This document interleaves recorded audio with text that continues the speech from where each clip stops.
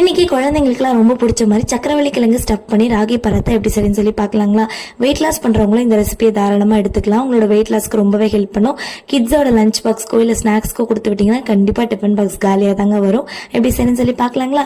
ஒரு medium size சக்கரவள்ளி கிழங்கு நல்லா வேக வச்சு மேஷ் பண்ணிட்டு எடுத்துக்கோங்க. இது கூட பொடியாக நறுக்கின வெங்காயம், பச்சை மிளகாய், 1 டீஸ்பூன் மிளகாய்த்தூள், 1/4 டீஸ்பூன் கரம் மசாலா, தேவையான உப்பு போட்டு நல்லா பிசைஞ்சு எடுத்து வச்சிருங்க. அவ்வளோதான், ஸ்டஃபிங் ரெடி ஆயிடுச்சு.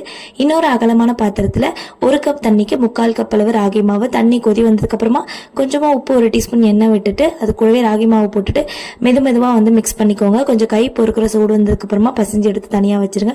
இப்போ அதுல இருந்து ஒரு உருண்டை எடுத்துட்டு அது கூட நம்ம ரெடி பண்ணி வச்சிருக்க ஸ்டஃபிங்கை உள்ள வச்சுட்டு கோதுமை மாவு, ராகி மாவு யூஸ் பண்ணி மெதுவா தேய்ச்சி எடுத்துக்கோங்க.